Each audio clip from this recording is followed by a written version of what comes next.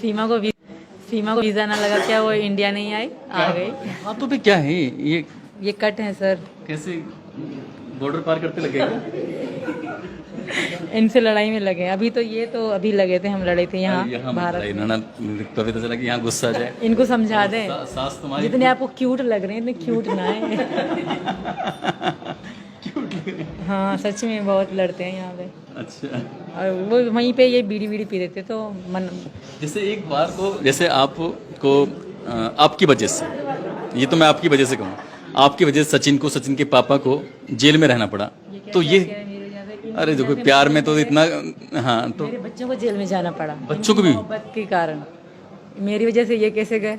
अगर ये ना बुलाते शायद मैं ना आती, शायद ये ना पटाते शायद मैं ना पढ़ती, माँ खुश बैठी थी। फिर भी जैसे क्या आपको लगा नहीं है कि अब मैं पता नहीं कहाँ किस दलदल में आ गई? मेरा ये बिल्कुल नहीं था कि इनके पापा को जेल हो। इनके पापा की मैं बहुत इज्जत करती हूँ, बहुत हद से ज़्यादा। मेरे कभी भी नहीं था कि, फिर भी मुझे इसी बात की चिंता थी कि पता नहीं पापा कब निकलेंगे। अगर हम सब जेल में थे तो मुझे अपनी या बच्चों की, इनकी भी नहीं थी, पापा की थी कि वो चले जाएं, और मम्मी वालों की थी कि पीछे कमाने वाला कोई भी ना था। बाबा बेचारे बूढ़े हैं और विकास वाले छोटे हैं।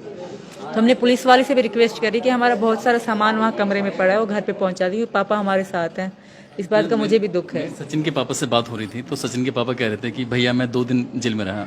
बहुत गरीब आदमी है, पेड़ पौधे लगा के वो बेचते हैं, जाके शहर में जाते हैं गांव से, और वहाँ पेड़ पौधे बेचते हैं, तब उससे घर का खर्च चलता है। तो अब आप पढ़ी लिखी कितनी है? 5। अच्छा 5वीं, लेकिन आपकी जो जहनियत है बहुत अच्छी है, आप चीज़ों को बहुत जल्दी से बारीकी से समझ लेती हैं। अब दोनों मिल के काम करना, ताकि मिल के काम करेंगे तो जल्दी आगे बढ़ जाएंगे। I think. और आपके पड़ोसी पता है आपको कितने अच्छे हैं?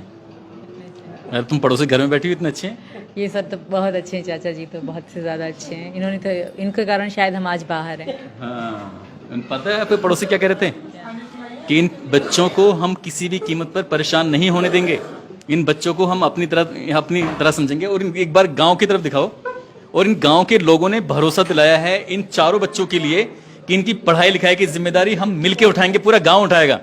यही बात है ना? मेरे एक बार गांव वालों के लिए तो आपस में ताली बताओ यार।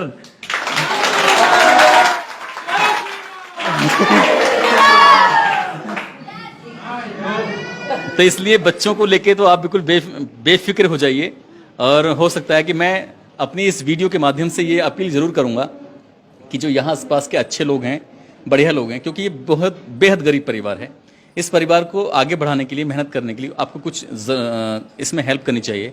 यहाँ के स्थानीय विधायक हों या फिर स्थानीय प्रशासन हो, इस परिवार की आर्थिक रूप से मदद करे ताकि इन चारों बच्चों की परवरिश, बाकी अभी आगे प्रशासन ने कुछ ना कुछ तो सोचा ही होगा इन बच्चों को लेकर कि बच्चे यहाँ रहेंगे नहीं रहेंगे, क्या शर्तें हैं क्या नहीं शर्तें हैं। ये तो खैर ये टेक्निकल चीज़ें हैं, मैं इस बारे में नहीं, लेकिन मैं भावनात्मक रूप से बात कर रहा हूँ। क्योंकि अगर हमने कोई जिम्मेदारी ली है तो उस जिम्मेदारी को हमें पूरी ईमानदारी के साथ निभाना है। ऐसा नहीं, ये खेल एक दिन का नहीं है, ये खेल कम से कम हर बच्चा जब 18 साल तक कंप्लीट नहीं हो जाएगा तब तक उसकी एजुकेशन का भी सवाल है। हालांकि सरकार एजुकेशन को लेकर अच्छे कदम उठाती है, लेकिन आप जैसे आपको अपना खोया हुआ प्यार है, मिल गया है, तो ऐसे ही बच्चों के लिए क्या सोचा है अपने लेवल पर? बच्चों के लिए मतलब किस तरह तालीम के बारे में, पढ़ाई के बारे में ज़ाहिर ही देंगे। आज ऐसा नया दौर है, फास्ट है बिल्कुल, तो पढ़ाई तो बच्चों की लाजमी है।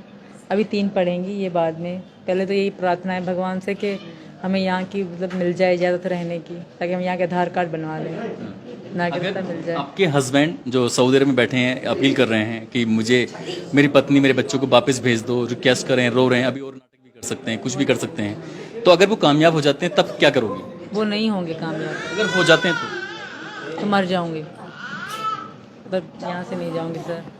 इन्होंने कहा कि मर जाऊंगी, लेकिन यहाँ हिंदुस्तान की इस सरजमी को छोड़ना नहीं है, सचिन का साथ नहीं छोड़ना है।